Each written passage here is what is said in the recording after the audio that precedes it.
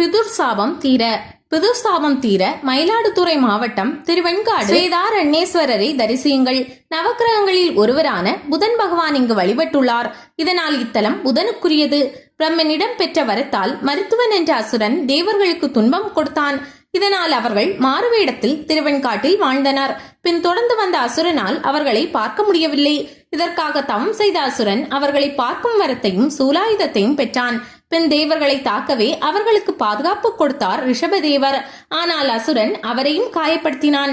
சிவபெருமானிடம் முறையிட்டார் ரிஷபதேவர். தனது 5 முகங்களில் ஒன்றான ஈசானிய முகத்திலிருந்து அகோரமூர்த்தியை தோன்ற செய்தார். அகோர உருவை கண்டதும் சிவபெருமானிடம் சரணடைந்தான் அசுரன். இக்கோயிலின் பிரகாரத்தில் அகோரமூர்த்தியின் காலடியில் சரணடைந்த அசுரனையும் நிறுத்த மண்டபத்தில் காயம்பட்ட ரிஷபதேவரையும் காணலாம்.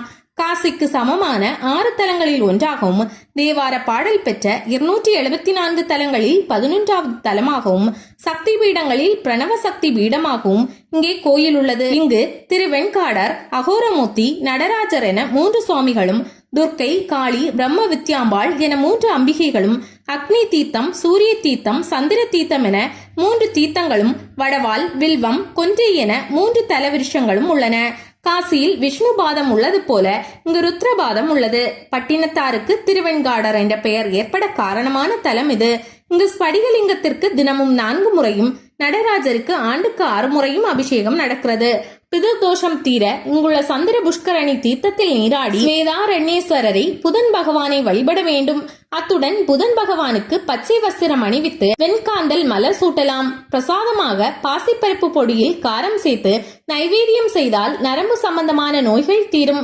கல்வி அறிவு, பேச்சு திறமை, இசை, ஜோதிடம், கணிதம், சிற்பம், மருத்துவத்தில் சிறந்து விளங்கலாம். திருமணம், புத்திர தோஷம் உள்ளவர்கள் 17 தீபம் ஏற்றி 17 முறை வலம் வரலாம். ஞாயிறு தோறும் நடக்கும் நள்ளிரவு பூஜையில் பங்கேற்றால் துன்பம் தீரும்.